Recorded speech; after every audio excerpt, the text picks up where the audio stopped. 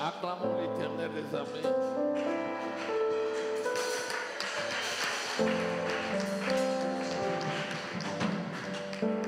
Acclamons le Tout-Puissant.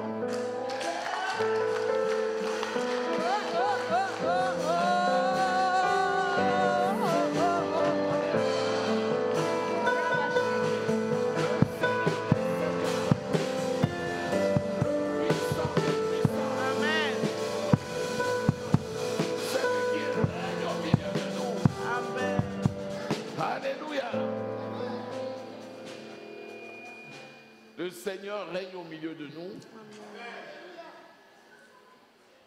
Et les anges de l'Éternel campent autour de ceux qui le craignent.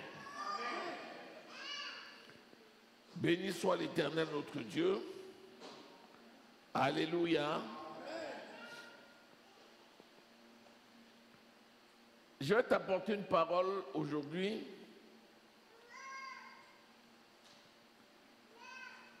que le Seigneur m'a donné à la suite de l'enseignement sur la destruction de la Babylone commerciale et politique. Nous avons vu toutes les richesses de ces personnes-là et comment ces richesses ont été détruites.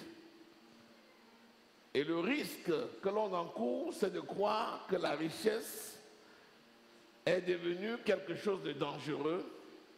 Loin de là.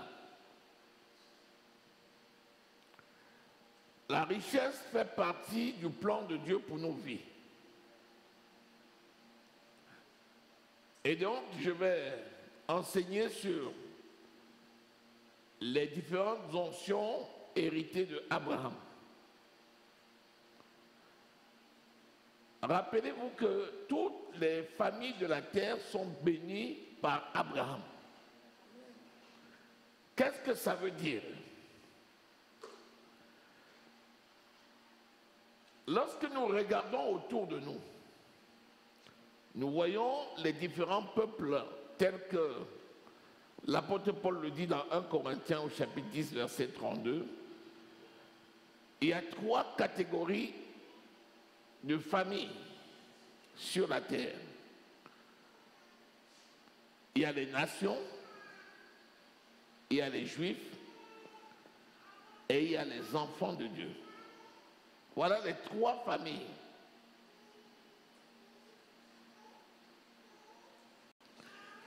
Mais quand Dieu dit à Abraham, toutes les familles de la terre seront bénies par toi, il lui précise encore, ta postérité sera bénie. Mais qui est donc la postérité de Abraham? Et quelle est la position que nous occupons dans cette postérité? Quand il parle des nations, toutes les familles de la terre, c'est vraiment toutes les familles de la terre qui sont bénies par Abraham. Seigneur, révèle ta parole. Tu es le Dieu qui parle à nos cœurs et qui a dit, je graverai mes paroles sur les tables des cœurs. Dans les derniers temps, j'amènerai le cœur des pères vers les enfants et le cœur des enfants vers les pères. Merci pour la révélation de ta parole. Merci pour ton héritage que tu as légué à tes enfants par Jésus-Christ notre Seigneur. Parle à chacun, Seigneur, et révèle-nous tes grâces au nom de Jésus-Christ de Nazareth. Amen.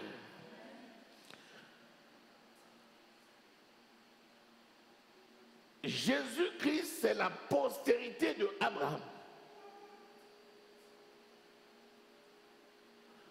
Il dit, tu auras une postérité. Et la postérité dont il parle, c'est Jésus. Mais Abraham était Abraham, père exalté.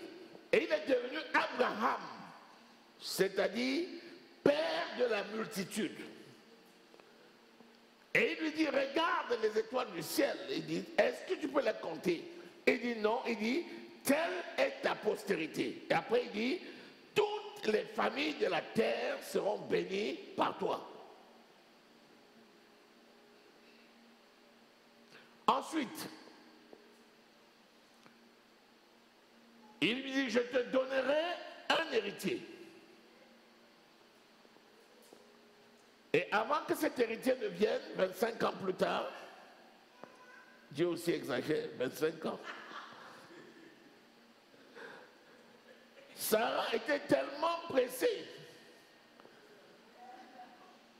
qu'elle a amené Abraham vers sa servante Agar, et de cette relation-là est né Ismaël. Et Ismaël, c'est le premier-né de Abraham.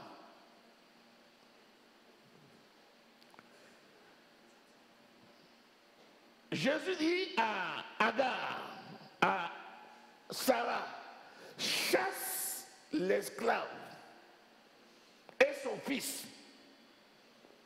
Abraham dit, mais comment peux-tu chasser quelqu'un qui est né de mon sein? Il dit, je te dis, chasse-la. Après il dit, je prendrai soin de lui. Je lui donnerai une postérité et je lui donnerai des richesses. Et Ismaël est devenu le père de 12 tribus, riches et fort riches. Après est né Isaac. Et Isaac, c'est l'enfant de la promesse. Et après Isaac est né de la troisième femme, Kétura, des enfants. Qu'est-ce qu'il a fait? Il a béni tous ces enfants-là, il leur a donné des richesses et il les a chassés loin de Isaac. Et il a remis tout son héritage à Isaac.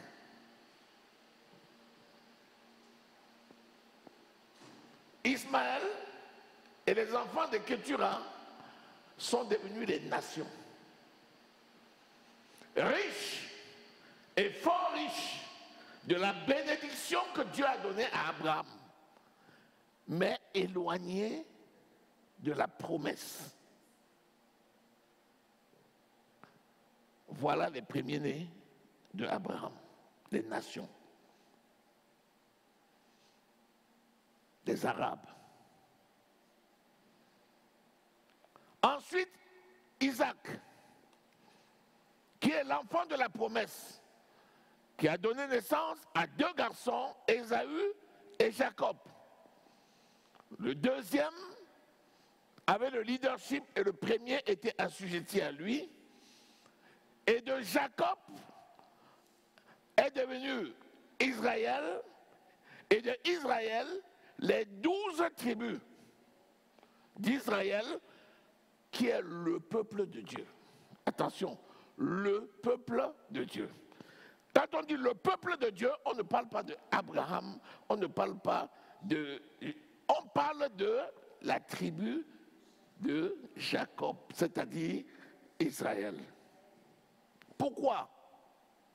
Parce que de cette tribu-là, il devait engendrer un troisième fils par Jésus-Christ. Donc, les nations, c'est le premier fils. Les Juifs, c'est le deuxième fils. Et les enfants de Dieu nés de nouveau, c'est les troisièmes fils d'Israël. Est-ce que nous sommes là? Lisons Genèse 22, verset 18. Prenez les versets, parce qu'aujourd'hui j'introduis seulement. Et puis après, je vais venir détailler chaque onction. J'introduis. Genèse 22, verset 18. Vous savez, quand on voit les musulmans progresser ou les juifs progresser, on dit que ce sont des sorciers. C'est la méconnaissance. Ils sont bénis, même s'ils ne sont pas sauvés. C'est la parole de Dieu. Quand c'est libéré, c'est libéré. Mais c'est en Jésus-Christ que le salut va venir. Allons-y, disons. Toutes les nations de la terre seront bénies en ta postérité parce que tu as obéi à ma voix. Parce que tu as obéi à ma voix. Quand j'ai dit sors de la maison de ton père, sors de ta nation, sors de ta famille et va vers où je t'envoie, et que tu as obéi, alors je déclare, moi Dieu, que toutes les nations de la terre seront bénies par toi. Les parents d'Abraham, c'était des gens qui adoraient les fétiches. Et Dieu a voulu sortir Abraham de là pour une destinée nouvelle afin de bâtir une nouvelle race de personnes. C'est comme ça que par lui, les nations de la terre sont bénies. Tous ceux qui se réclament de Abraham et qui respectent les principes de la prospérité que Abraham lui-même a édité par Jésus ou bien par Dieu, ceux-là prospèrent. Pourtant, ils ne sont pas sauvés. Si ceux qui ne sont pas sauvés prospèrent sur la base des principes, qu'en est-il alors de ceux qui sont sauvés? Imagine-toi un seul instant que ceux-là, les troisièmes fils d'Abraham, c'est-à-dire la postérité de Abraham par Jésus-Christ de Nazareth, mettent en pratique les principes qui régissent la prospérité de Abraham. Imaginez-vous à quel niveau ils seront. Ils vont hériter de deux types de prospérité. La prospérité de la terre et celle du ciel. Si je donne cet enseignement, c'est parce que je veux que l'on entre dans ces deux types de prospérité. N'attends pas que Jésus vienne te chercher, n'attends pas le règne millénaire, n'attends pas le royaume de Dieu sur terre avant de jouir de ton héritage. Il a déjà commencé ici sur la terre et c'est dommage de ne pas en jouir. Alléluia. Genèse 12, verset 3. Ça nous parle toujours d'Abraham. Est-ce qu'on peut lire Genèse 12, 3.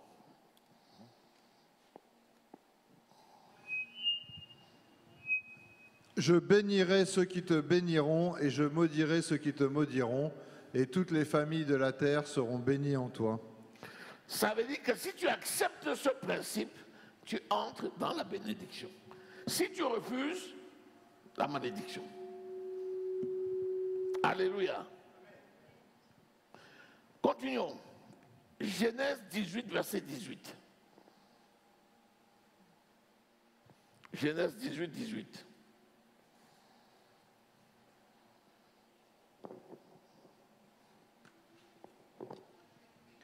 Abraham deviendra certainement une grande nation et puissante, et en lui seront bénies toutes les nations de la terre. Il deviendra certainement une grande nation et puissante, et en lui seront bénies toutes les nations de la terre. Est-ce que tu t'es déjà demandé pourquoi il y a tant de richesses sur la terre? Il y a tellement de richesses sur la terre que si on voulait repartir les richesses par rapport au nombre de personnes sur la terre, il n'y aurait pas un pauvre.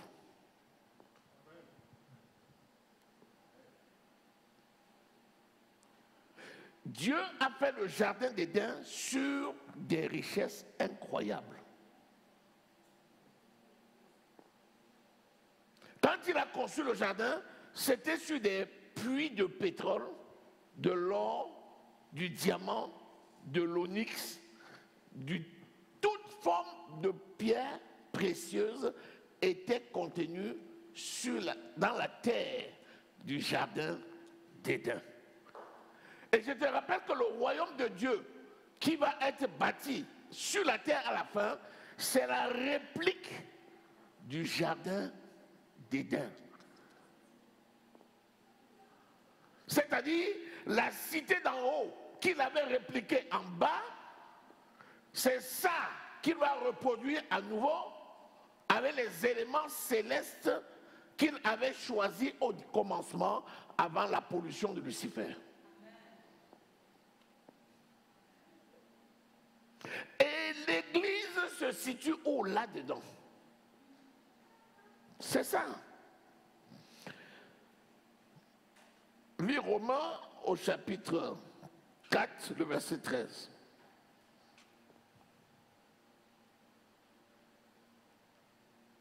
Romains 4, verset 13.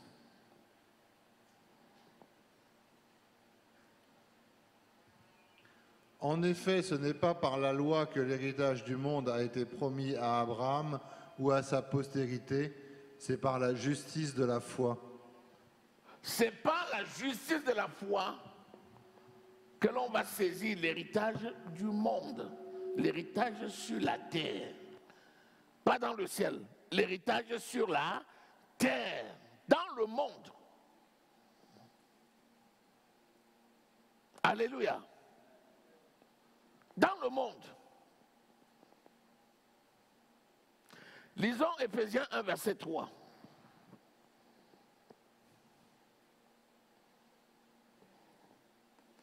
Éphésiens 1, 3.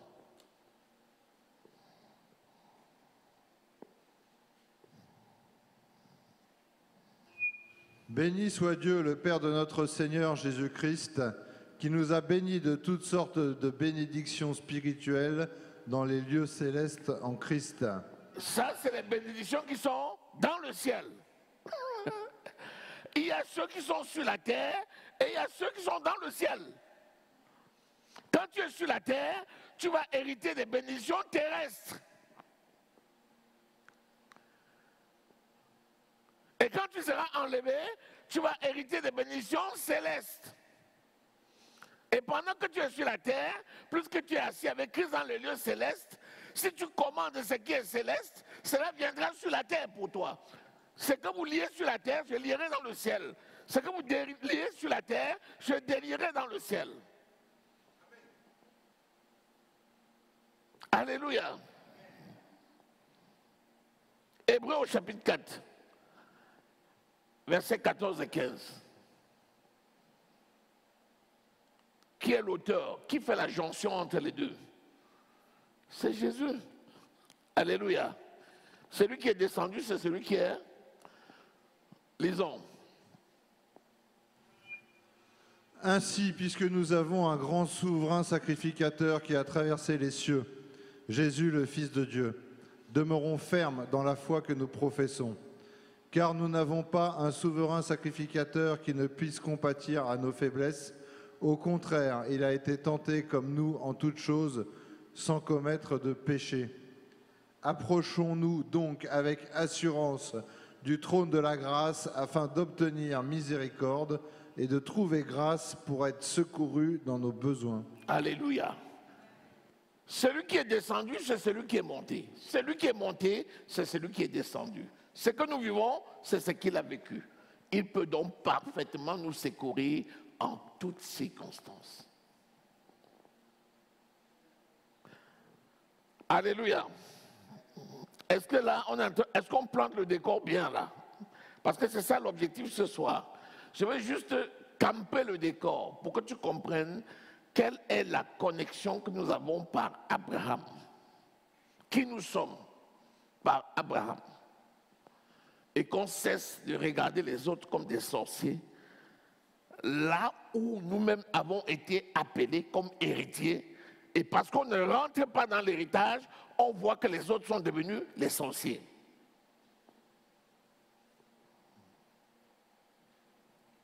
Alléluia. Si nous sommes héritiers par Abraham, quelles sont les onctions que Dieu a déposées sur Abraham et qu'il nous a données par Jésus. Les onctions que nous avons reçues sont différentes de celles du monde et de celles des Juifs.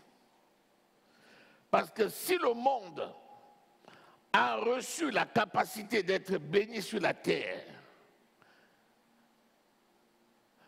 et si les Juifs ont reçu une onction du sacerdoce lévitique, nous qui sommes nés de nouveau, nous avons été faits non seulement rois, mais sacrificateurs. Pas selon l'ordre lévitique de la loi, mais selon l'ordre de Melchisédek. C'est-à-dire, nous aujourd'hui avons une onction que le monde n'a pas. Là où ils ont été bénis pour les choses terrestres, nous avons été bénis non seulement pour ce qui est terrestre, mais pour ce qui est céleste. Non seulement pour ce qui est visible, mais pour ce qui est invisible. Nous avons reçu l'onction royale, l'onction sacerdotale, l'onction prophétique, l'onction des affaires et l'onction guerrier. Abraham était en même temps prophète, en même temps il est devenu roi, en même temps il est devenu sacrificateur. Par qui? Par son petit-fils Lévi. En même temps, homme d'affaires qu'il a communiqué à Abraham, à Isaac, à Jacob et à Joseph. Et en même temps, homme de guerre, car il était capable de délivrer non seulement son peuple, mais de délivrer Lot, son neveu, mais de délivrer le territoire qu'il occupait par sa puissance en tant que chef de guerre. Et c'est cette onction-là qu'il nous a communiquée par Jésus. Et il s'est passé deux choses. Je vous avais parlé du transfert sacerdotal. Ça s'est fait à deux niveaux. Le premier transfert sacerdotal, ça s'est fait lorsque Abraham est allé vers Melchisédek et il a payé la dîme. En payant la dîme à Melchisédek, cela lui a été imputable à salut, puisque nous lisons dans Hébreux, et nous allons le lire au chapitre 7, que Jacob, son fils, a prélevé la dîme parce que son père Abraham avait payé la dîme. Et c'est Melchisédek, roi et sacrificateur, qui, en recevant sa dîme, lui a transféré l'onction sacerdotale qui a été communiquée par Jacob et par Lévi, son fils, qui a été choisi pour être le chef des sacrificateurs. Et la Bible dit que si Lévi est devenu sacrificateur, c'est parce qu'il était dans les reins d'Abraham, quand Abraham donnait la dîme à Melchisédek. Et c'est le même transfert qui se fait lorsque Jésus de la lignée royale va dans les eaux du baptême. Et Jean-Baptiste, qui est le fils d'un sacrificateur, va le baptiser. Et à cet instant, le transfert d'onction se fait. De la lignée royale, il passe à la lignée des sacrificateurs. Et Dieu confirme du ciel en disant: celui-ci est mon fils bien-aimé, en qui j'ai mis toute mon affection, et le Saint-Esprit descend sur lui. Et quand il sort, il commence son ministère sacerdotal. Et quand il meurt, il est enterré. À sa résurrection, il est revêtu de l'onction de souverain sacrificateur et il traverse les cieux, comme on vient de voir, pour aller pour la purification du tabernacle céleste. Et c'est important de comprendre donc que les conditions, lorsqu'elles sont réunies, c'est ça qui nous permet de passer du stade de roi à celui de sacrificateur et de vivre les différentes onctions royales, sacerdotales, prophétiques, d'affaires et de chef de guerre. Est-ce que je parle à quelqu'un? Est-ce qu'on comprend? Bien. Apocalypse au chapitre 1, versets 5 et 6. Nous connaissons ça. Lisons. Apocalypse chapitre 1, versets 5 et 6. Quand tu lis Genèse 25, il te parle de tous les enfants d'Abraham. Alléluia. Genèse 25 et Genèse 26 va te parler de Ismaël. Puis après, il va te parler de Isaac. Puis après, Jésus, par Jésus, ceux qui sont nés de nouveau. Allons-y. Apocalypse 1, versets 5 et 6. Et de la part de Jésus-Christ, le témoin fidèle, le premier-né des morts et le prince des rois de la terre, à celui qui nous aime, qui nous a délivrés de nos péchés par son sang, et qui a fait de nous un royaume, des sacrificateurs pour Dieu son Père. À lui soit la gloire et la puissance au siècle des siècles. Amen. Amen. Il a fait de nous un royaume, virgule, il y a la virgule. Il a fait de nous un royaume, virgule, des sacrificateurs. Alléluia. C'est-à-dire qu'il nous a fait roi et sacrificateur. Jésus. Donc, il nous a donné l'onction royale et l'onction sacerdotale. Si c'est Jésus qui a donné, ce n'est pas selon le rang lévitique, c'est selon le rang de Melchisédek. C'est-à-dire une onction royale et sacerdotale supérieure à celui de la lignée de Lévi qui fonctionnait selon la loi.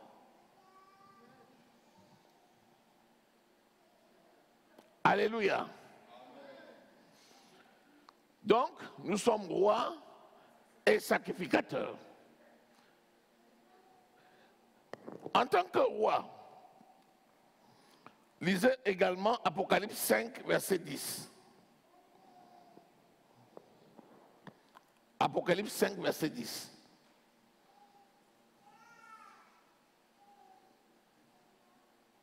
C'est l'onction royale. Quand on dit nous, ici, c'est nous les enfants de Dieu.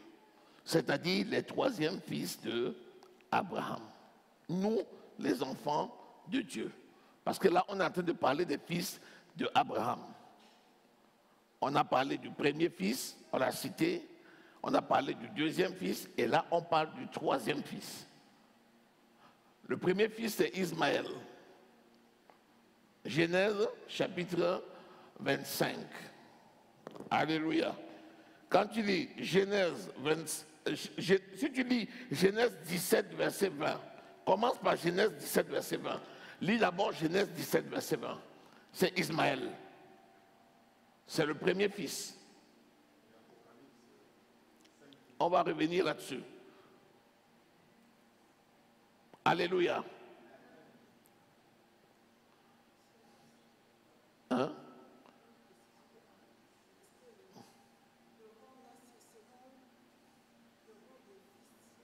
Non, non, non, non. C'est ceux qui sont nés en Christ qui sont selon le rang de Melchisédek. Sinon, les Juifs, c'est selon le rang de Lévi. C'est sur le sacerdoce lévitique. Alléluia. Lisons. Genèse 17, verset 20. Allons-y.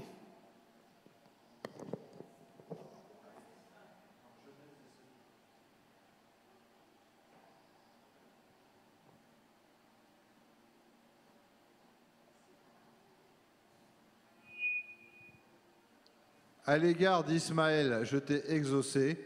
Voici, je le bénirai, je le rendrai fécond et je le multiplierai à l'infini. Il engendrera 12 princes et je ferai de lui une grande nation. Ça, c'est Ismaël, le père des Arabes. Je ferai de lui une grande nation. Mais c'est une bénédiction qui s'arrête dans le monde. Après cette bénédiction-là, il l'a chassé loin de Isaac. Ok? Deuxième référence, Exode 19, verset 6. Exode 19, verset 6.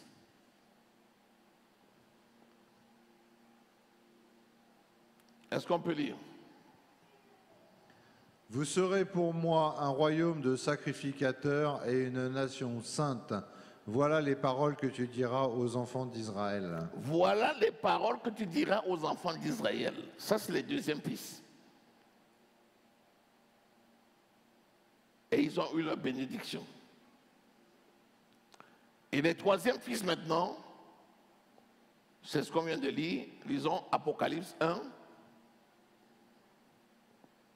Apocalypse 5, on a déjà lu 1, verset 5 et 6. Lisons le deuxième, 5, verset 10. Apocalypse 5, verset 10.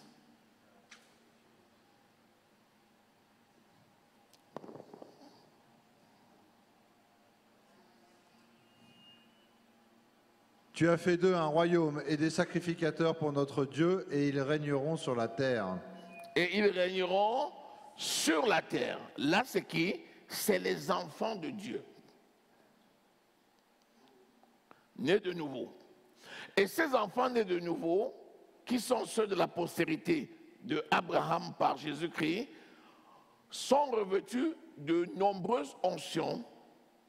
Et ces onctions-là, malheureusement, ils ne les exercent pas comme ils devraient les exercer. Nous venons de lire Apocalypse 1, versets 5 et 6, qui dit qu'il a fait de nous un royaume et des sacrificateurs selon le rang de Melchisédek. Alléluia. Nous allons revenir là-dessus, sur les différentes onctions. Le rang de Melchisédek.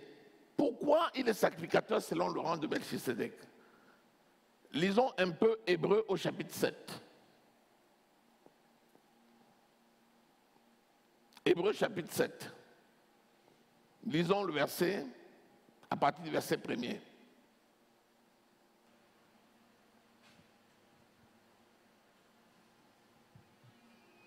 En effet, ce Melchisédek, le roi de Salem, sacrificateur du Dieu Très-Haut, qui alla au-devant d'Abraham lorsqu'il revenait de la défaite des rois, qui le bénit et à qui Abraham donna la dîme de tout, qui est d'abord roi de justice d'après la signification de son nom, ensuite roi de Salem, c'est-à-dire roi de paix, qui est sans père, sans mère, sans généalogie, qui n'a ni commencement de jour ni fin de vie, mais qui est rendu semblable au Fils de Dieu, ce Melchisédek demeure sacrificateur à perpétuité. Alléluia. En effet, ce Melchisédek, on pointe le doigt sur lui pour expliquer qui il est. Un roi de Salem. Salem, c'est l'ancien nom de Jérusalem. Sacrificateur du Très-Haut, qui alla au-devant d'Abraham lorsqu'il revenait de la défaite des rois, parce qu'il avait vaincu les rois, et qui le bénit? C'est Melchisédek qui bénit Abraham.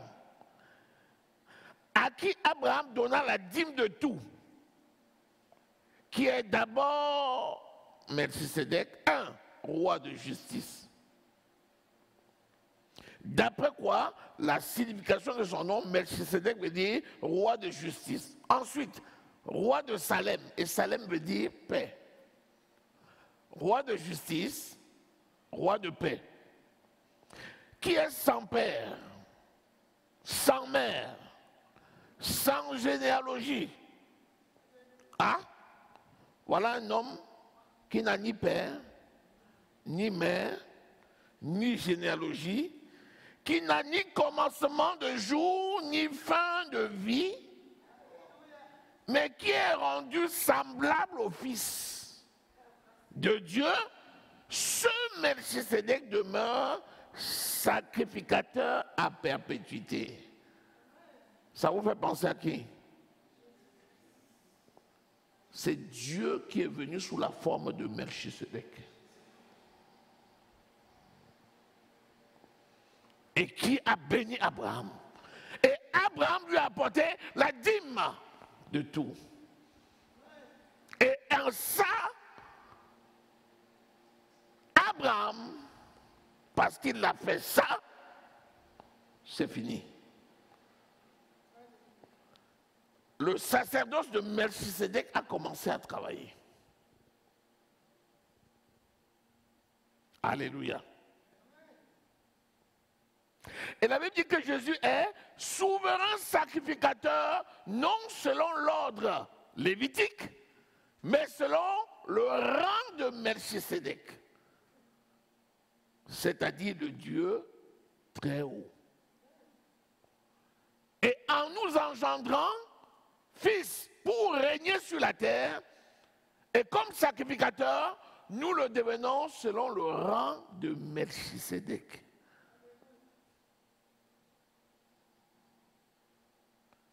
Et c'est ça qui a inauguré la lignée sacerdotale. Et c'est ça qui a permis à son petit-fils, Jacob, d'avoir parmi ses 12 enfants, Lévi, qui a été choisi par Dieu comme sacrificateur. Alléluia.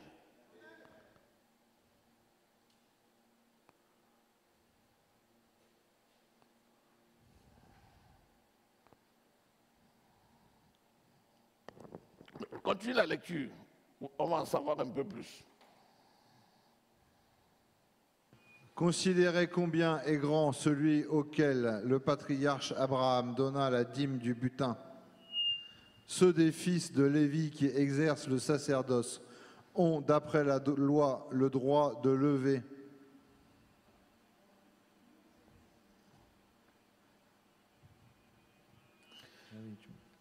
la dîme sur le peuple, c'est-à-dire sur leurs frères, qui cependant sont issus des reins d'Abraham, et lui qui ne tirait pas d'eux son origine, il leva la dîme sur Abraham et il bénit celui qui avait les promesses. Vous voyez, au début, ce n'était pas les sacrificateurs. Ils sont devenus sacrificateurs selon le rang de Melchisedec par la dîme qu'Abraham a donnée à Melchisedec, qui était le Dieu venu sous la forme de Melchisedec. C'est pourquoi sa postérité, c'est le Dieu d'Abraham, d'Isaac, de Jacob. C'est le Dieu qui bénit de génération en génération. Donc, quand tu poses un acte en tant qu'enfant de Dieu, né de nouveau, ta descendance qui est dans tes reins au moment où tu poses l'acte, c'est compté pour eux. C'est pour ça qu'il dit que je suis le Dieu qui bénit jusqu'à 1000 générations. Toute la descendance lévitique a été bénie par Abraham. Et nous sommes encore plus bénis par Abraham, puisque c'est par Jésus qui est souverain sacrificateur pour l'éternité, selon le rang de Melchisedec. Jésus qui a traversé les cieux. La Bible dit qu'il est assis avec nous dans les lieux célestes. Alléluia. Lisons Genèse 20, versets 1 à 7. Abraham était aussi prophète. Abraham était aussi prophète. Lisons. Genèse 20, 1 à 7. Abraham partit de là pour la contrée du Midi. Il s'établit entre Kadès et Shur. et fit un séjour à Guérar. Abraham disait de Sarah, sa femme, « C'est ma sœur. » Abimélec, roi de Guérar, fit enlever Sarah.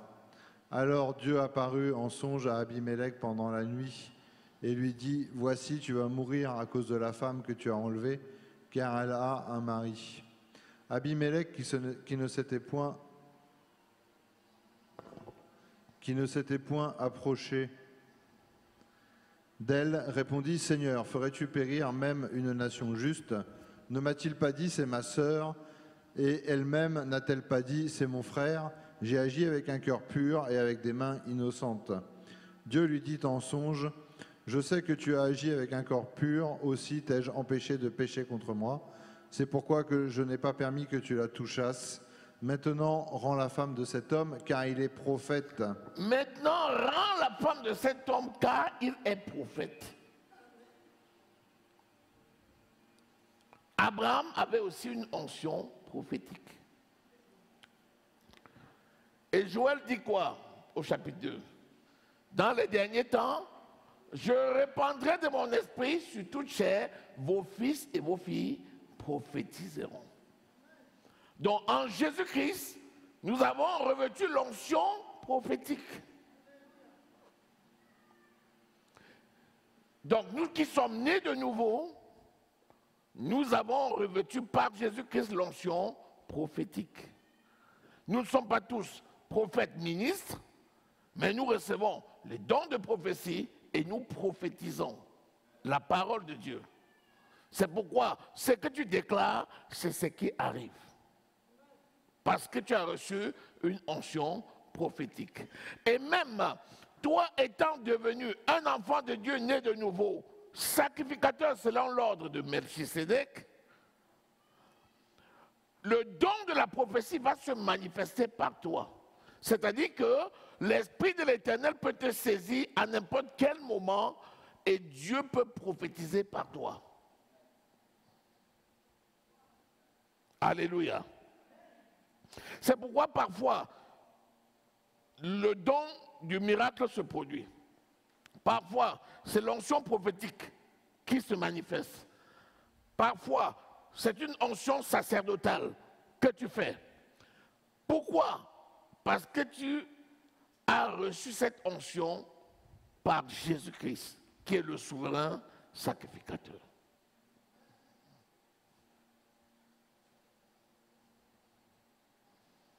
Alléluia. Donc, ce qui est arrivé à Abraham, c'est ce qui est aussi arrivé à Isaac, avec le même Abimélec. Lorsque Isaac aussi est parti à Guérar, immédiatement la même chose s'est passée parce qu'Isaac a aussi dit, c'est ma sœur.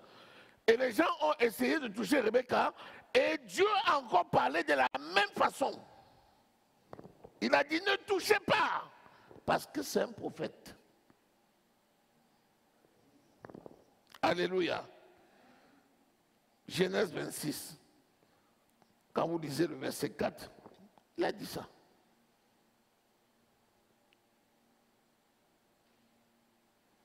Béni soit le Seigneur.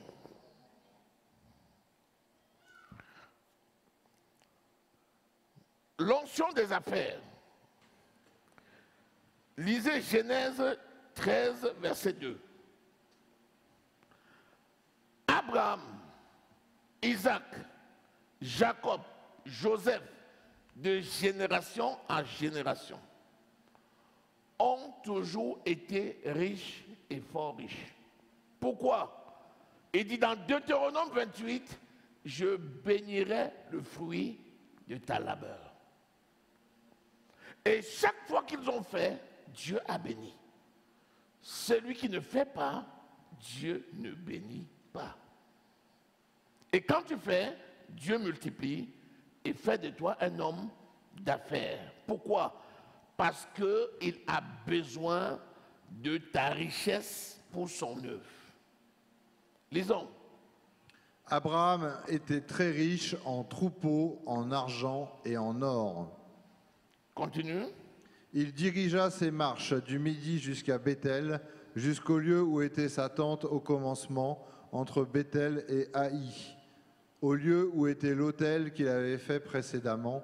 Et là, Abraham invoqua le nom de l'Éternel. Alléluia. Abraham avait beaucoup de biens. Et il a communiqué ça à son fils Isaac. Lisons Genèse 26, versets 13 à 14. Cette fois-ci, c'est Isaac. Genèse 26, 13 à 14.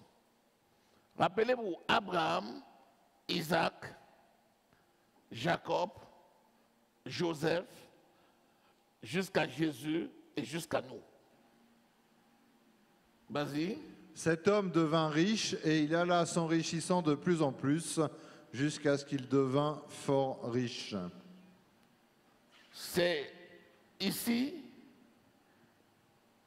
Isaac. Alléluia. Si tu lis dès le début, tu vas voir ce qui s'est passé. Remonte, tu lis un peu. Continue même plus tôt. Il avait des troupeaux de menu bétail. Vas-y. Et des troupeaux de gros bétail et un grand nombre de serviteurs. Aussi les Philistins lui portèrent envie. Vous voyez, il était tellement riche, mais il tenait ça de qui? De son père, Abraham. Alléluia. Lisez Genèse 30, versets 39 à 43. Cette fois-là, c'est Jacob. Allons-y.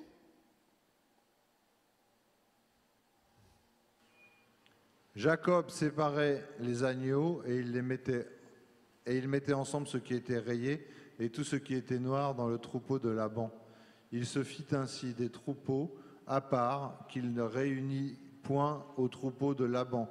Toutes les fois que les brebis vigoureuses entraient en chaleur, Jacob plaçait les branches dans les auges sous les yeux des brebis pour qu'elles entrassent en chaleur près des branches. Quand les brebis étaient chétives, il ne les plaçait point, de sorte que les chétives étaient pour Laban et les vigoureuses pour Jacob. Dis le verset 43. Cet homme devint de plus en plus riche. Il eut du menu bétail en abondance, des servantes et des serviteurs, des chameaux et des ânes. Vous voyez, ce qui est arrivé à Abraham, c'est ce qui arrive à Jacob, à Isaac, c'est ce qui arrive à Jacob. Et vous allez voir que c'est la même chose aussi qui va arriver à Joseph. Alléluia. Ça, c'est Genèse 41, versets 14 à 16. C'est Joseph.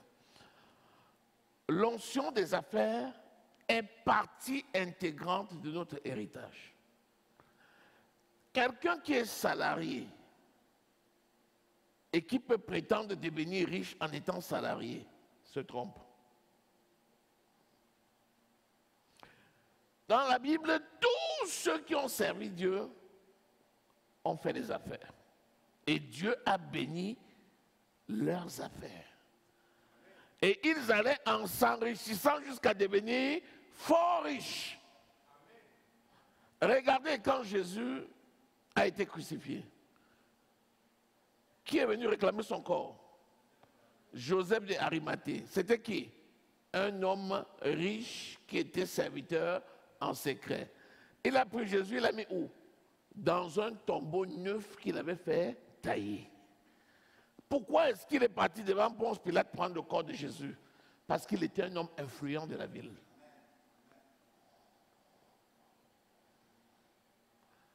Donc, tout a commencé avec Abraham. Et Abraham a obtenu cela pourquoi?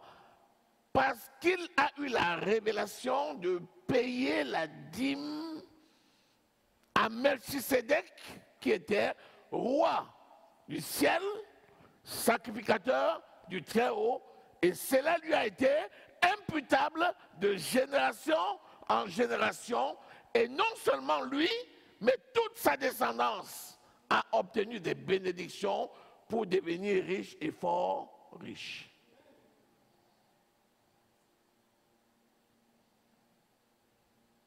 C'est pourquoi, quand tu lis la Bible, tu commences par Abraham, puisque c'est lui au départ, et tu vois la progression, personne n'y échappe. Personne n'y échappe. Personne.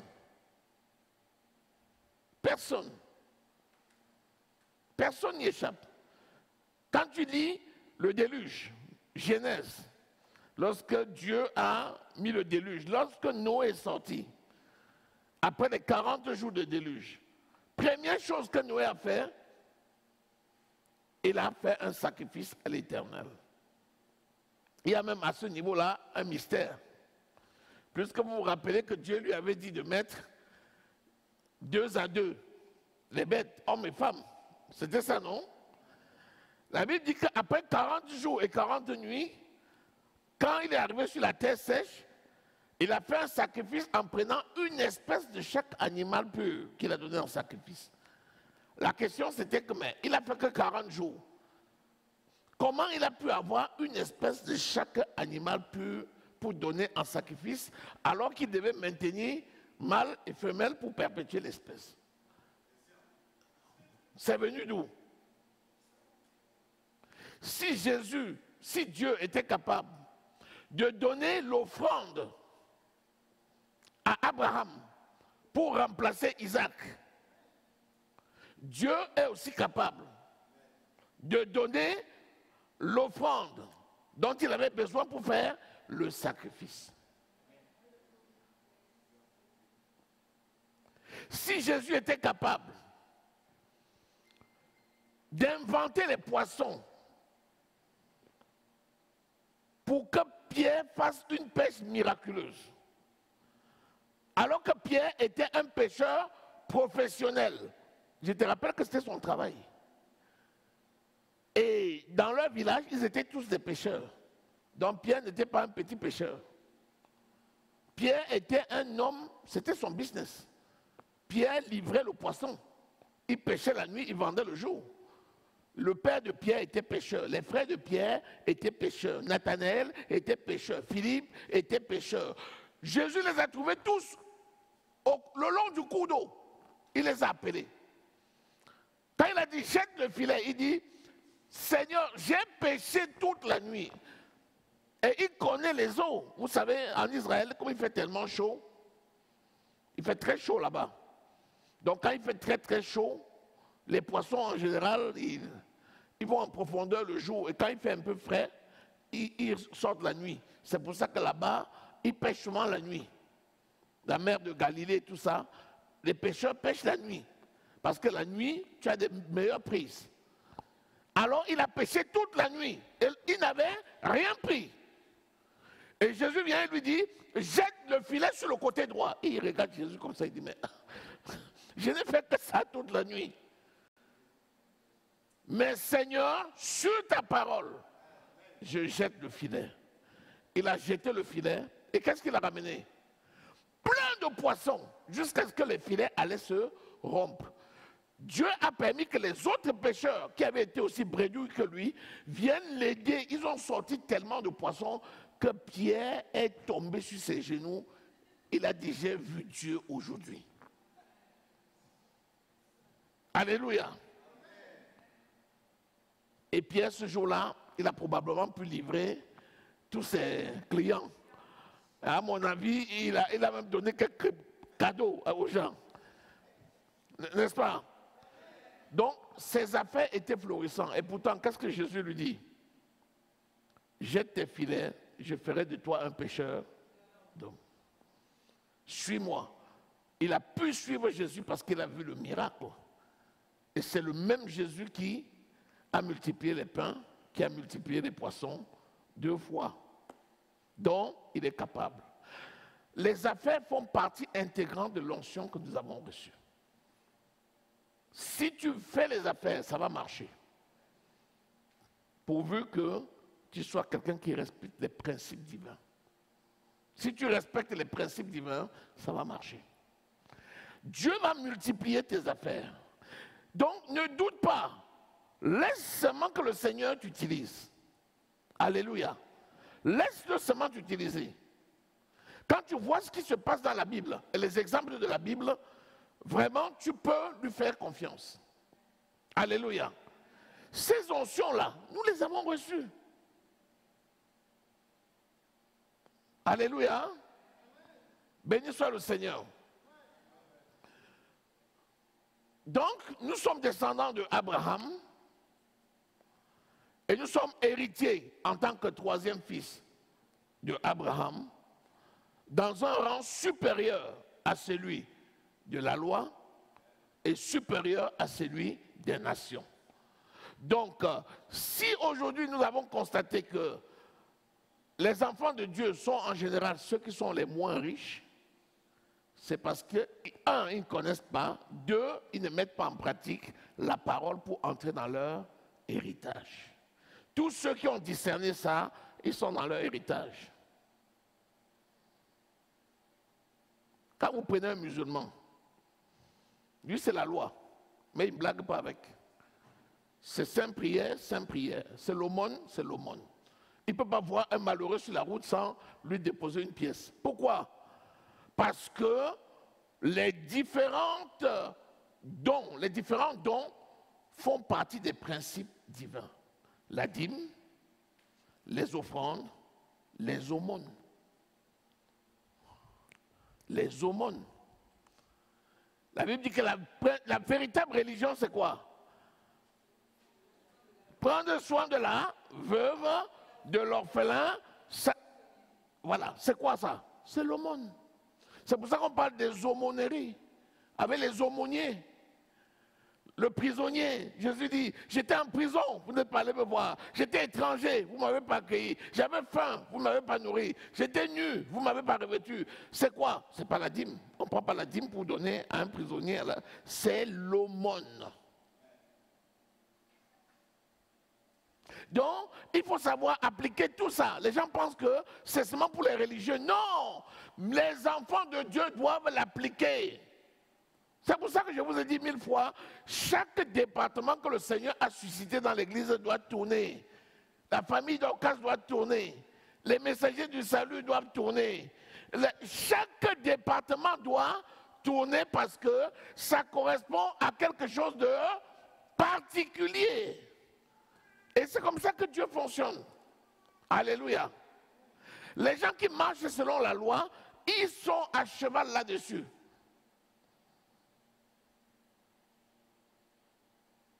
Alléluia. Il dit non, je ne peux pas faire une affaire tirer un intérêt parce que le Coran me l'interdit.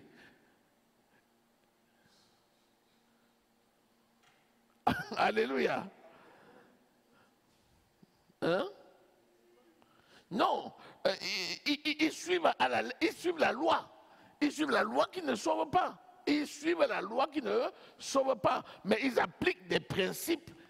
Parce que pour eux, ils savent que s'ils donnent, ils vont recevoir. S'ils soutiennent la veuve et l'orphelin, ils vont avoir. Et c'est ce qu'ils font. Nous, les enfants de Dieu, nous devons aller encore au-delà. Et appliquer toutes ces choses. Alléluia.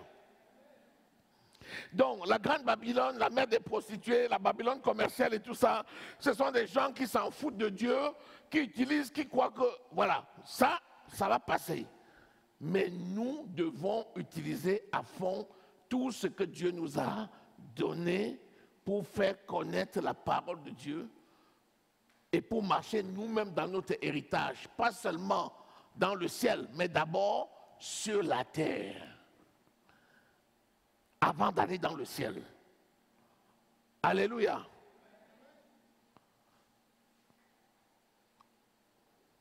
Est-ce que c'est clair?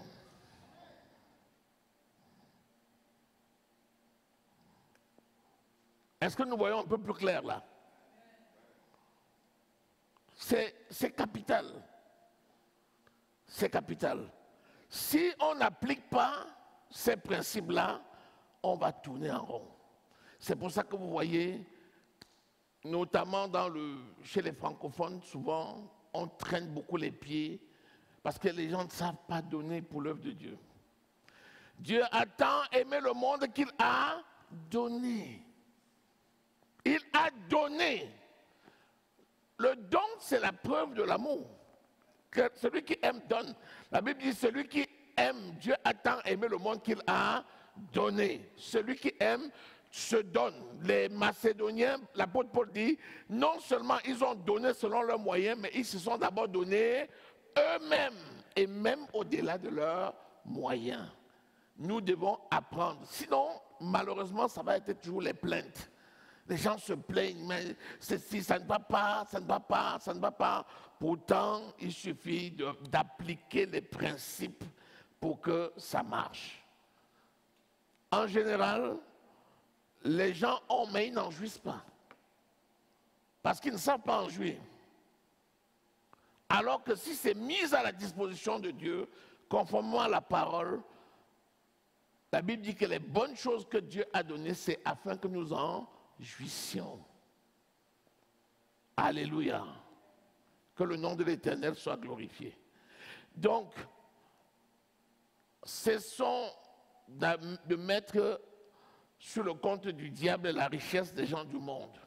C'est vrai qu'il y en a parmi eux qui ont des pactes diaboliques, ça c'est vrai. Mais il y en a quelques-uns qui appliquent tout simplement les principes de la loi et ça leur est imputable. Ça ne leur garantit pas le salut. La Bible dit encore que Corneille était même pieux. Non seulement il faisait du bien, mais il croyait que véritablement Dieu, et Dieu s'est souvenu de lui. Actes au chapitre 10, pour envoyer Pierre, afin que Pierre lui dise les paroles par lesquelles il devait être sauvé. Alléluia. Est-ce que quelqu'un saisit quelque chose? Donc nous sommes en train de travailler l'Apocalypse, mais il faudrait que nous jouissions de tous les bienfaits de l'Éternel dans nos vies pendant que nous sommes sur la terre. Les meilleures choses viennent, les meilleures promesses arrivent, mais ne négligeons pas celles que nous avons déjà sur la terre. Alléluia. Il ne faut pas la négliger. Il ne faut pas négliger. Dieu est tellement attaché à ses principes. C'est pourquoi lui-même, il ne fait rien en dehors de sa parole. Dieu est attaché à ses principes. Alléluia. Dieu est attaché à ses principes. Que le nom de l'Éternel soit glorifié. Donc, est-ce qu'il y a des questions? Est-ce que c'est clair? Oui.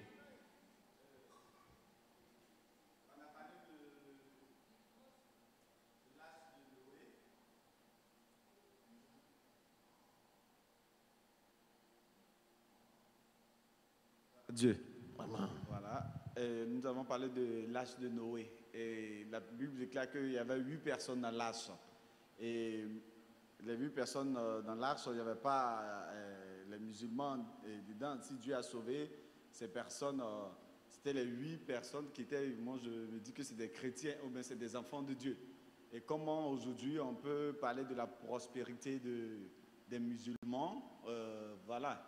Comment on peut expliquer, vu qu'il y avait 8 personnes dans l'arche, et que c'est ces personnes que Dieu avait sauvées? Au départ, il y avait ces 8 personnes. Et il s'est dit, lui, de toutes les façons, il ne se répand pas de ses dons.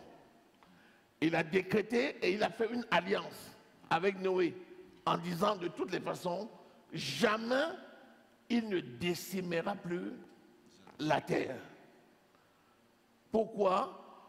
Parce que Noé, quand il est sorti de l'arche, il a posé l'acte par excellence.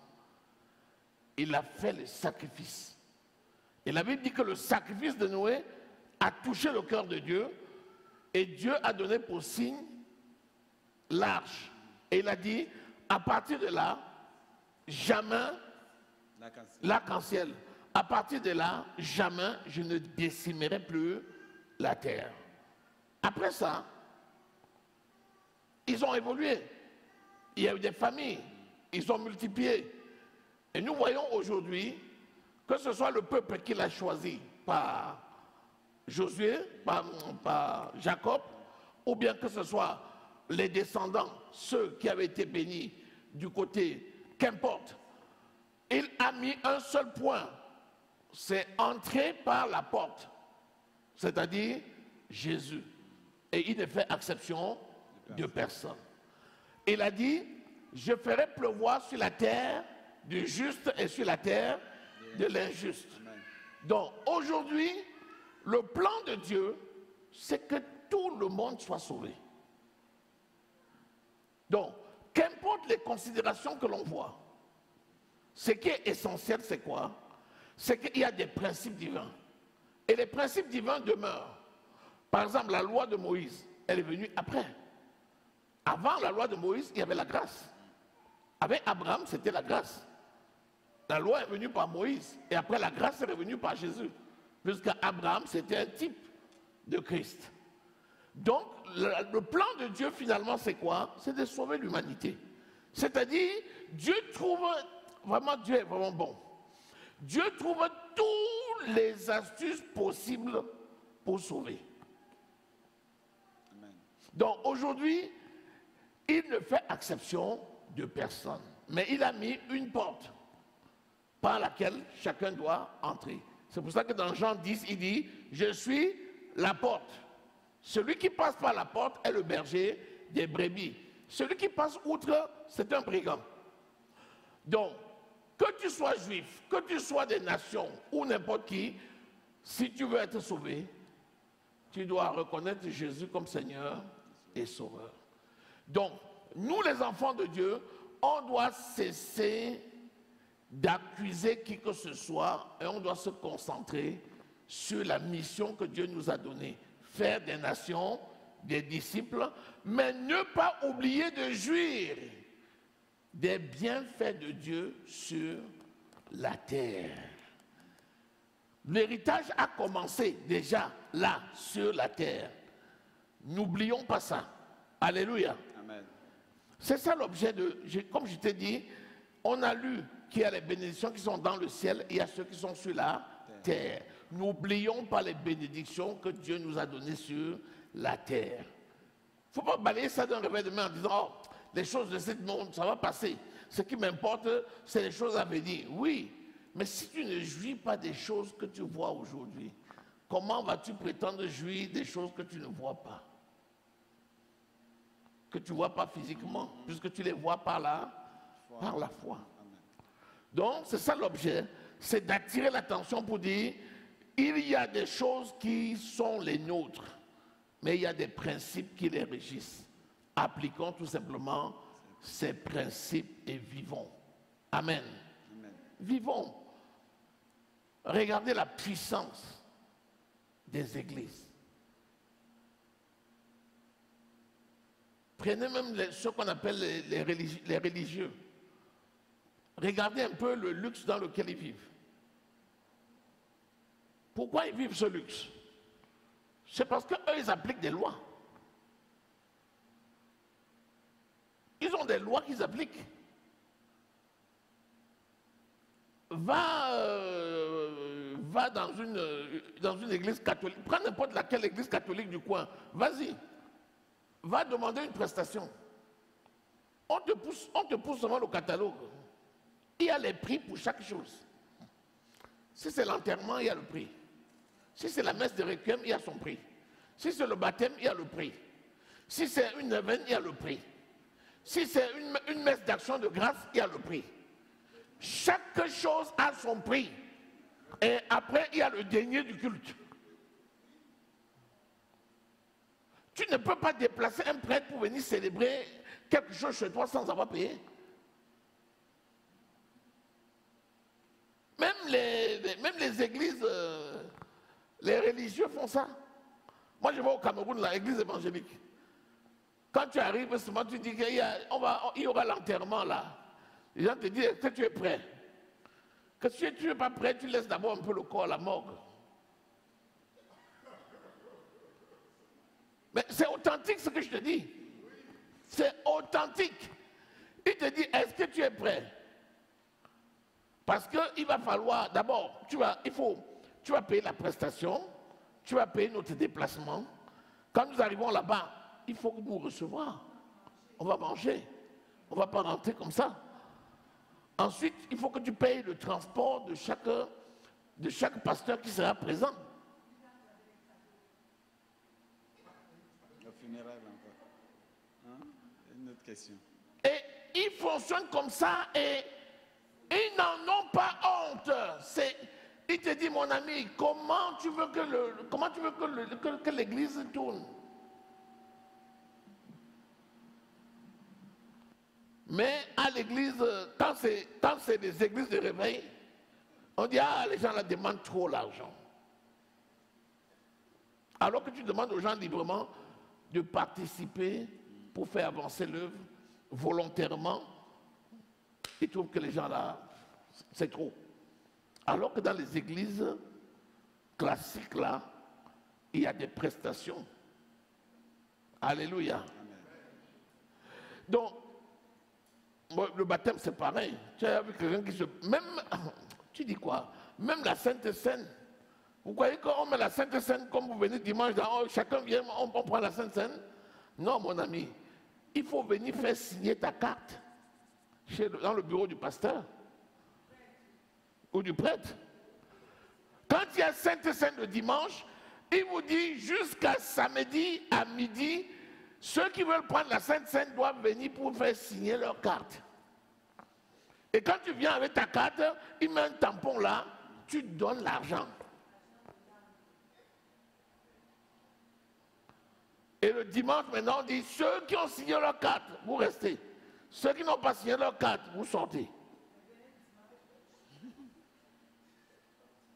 Ce que je vous dis est authentique. C'est ce qui se passe. Non, non, les gens, mais comment? Au contraire. Au contraire. Mais là où la puissance de Dieu est manifestée, où on adore Dieu en vérité, c'est un problème. Tu dis participer aux frais des charges de l'église. Les gens se regardent. Ah, les gens se regardent pour participer aux charges de l'église.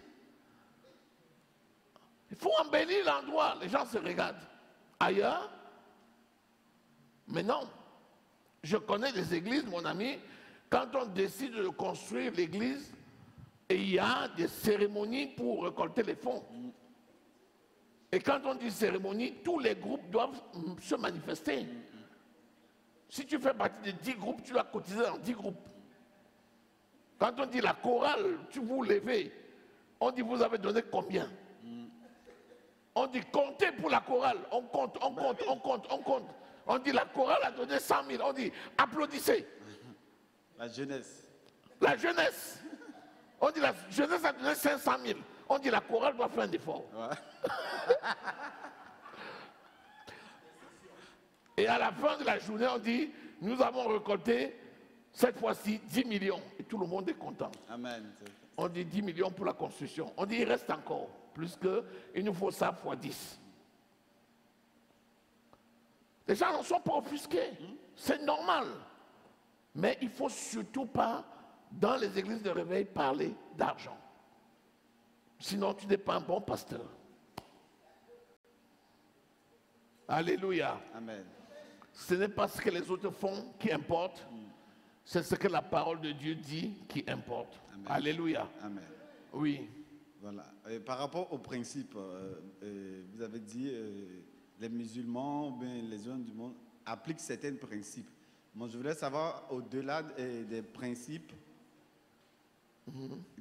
par rapport à la sanctification. Donc, ce qui veut dire, quelqu'un qui ne vit pas une vie de sanctification, qui quand même applique ces principes, selon ce que vous avez dit, ça va marcher. Non, ce n'est pas ce que j'ai dit. Je dis seulement... Le principe de la prospérité. Voilà, je dis seulement que nous voyons des gens qui ne sont même pas sauvés et qui sont rigoureux dans l'application des principes. Alors que nous savons que ce n'est pas forcément ces principes-là qui sauvent.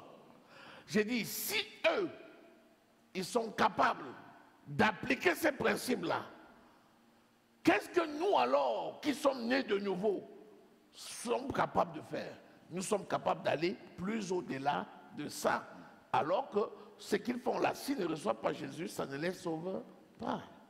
Oui, je dis cela parce qu'il y a certains hommes de Dieu qui prêchent, qui disent que telle personne vit peut-être dans l'impudicité, c'est pourquoi ses affaires ne marchent pas, ou bien cette personne, c'est pourquoi la personne est pauvre. Donc, ce qui veut dire, c'est lui qui vit dans l'impudicité, qui applique par rapport à ce que ces hommes de Dieu disent, qui vit dans l'impudicité et qui applique quand même les principes. Donc, les affaires vont marcher. Mais non, que dit la parole de Dieu? Qui bénit? C'est Dieu. Dieu est saint. Il dit, Jésus saint, soyez saints dans toute votre conduite. Qu'est-ce qui nous guide? C'est la parole de Dieu et rien que la parole de Dieu. Nous devons enseigner la parole de Dieu pour aider les gens à marcher selon la parole de Dieu et pour jouir des bienfaits et de l'héritage qui s'attachent à la mise en application de cette parole. On n'achète pas Dieu. Tu ne peux pas marcher, tu ne peux pas être un voleur et croire que parce que tu vas venir mettre tes offrandes de vol, c'est ça qui va produire quelque chose chez toi. C'est une abomination.